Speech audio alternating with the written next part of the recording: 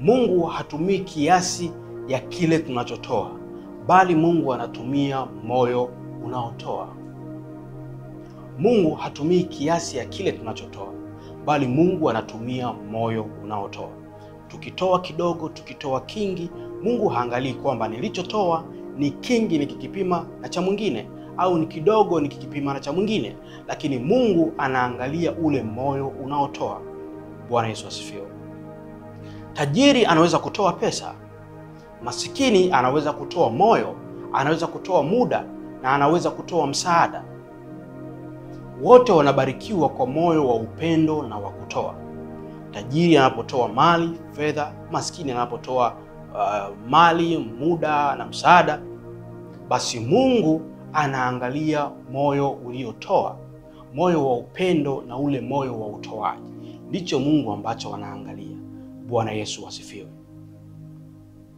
Tusome kitabu cha Wakorinto wa pili sura ya 9 na mstari wa 7.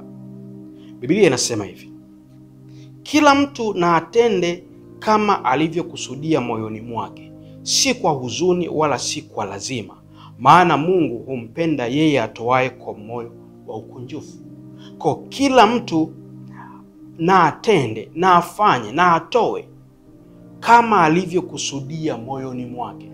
Kwa kile tunachokitenda tunakuwa tumesha kikusudia ndani ya moyo. Tusifanye kwa kulazimishwa, tusifanye kwa huzuni. Bwana Yesu atusaidie. Anasema si kwa huzuni wala si kwa lazima, maana Mungu humpenda yeye atoaye kwa moyo wa ukunjufu. Mtu atoaye kwa moyo wa furaha, mtu atoaye kwa moyo wa upendo, mtu atoaye kwa moyo wa hiari, kwa moyo ulio wazi, sio kwa moyo wa kusukumwa wala kwa huzuni. Mungu anapenda mtu anayetoa kwa moyo wa namna hiyo. Bwana Yesu asifiwe. Tutazame Luka sura ya 6 na mstari wa 38. Biblia inasema, wapeni watu vitu, nanyi mtapewa, kipimo cha kujaa na kushindiliwa na kusukwasukwa hata kumwagika, ndicho watu watakachowapa vifuani mwenu. Unakumbuka yule mwanamke mjane ambaye alitoa senti yake ya mwisho sadaka, na Yesu akasema huyu ametoa kuliko wote, kwa sababu ile ndio ilikuwa ni ya kwake ya mwisho. Hakuna aliyemlazimisha, alitoa kwa moyo wa upendo, kwa moyo wa furaha, kwa moyo wa hiari wa kutoa kwa Bwana, na ndicho cha mwisho alichokuwa anakitegemea. Na wengine inawezekana walitoa fedha nyingi, walitoa senti nyingi, lakini ilikuwa ni ziada katika vingi walivyonavyo.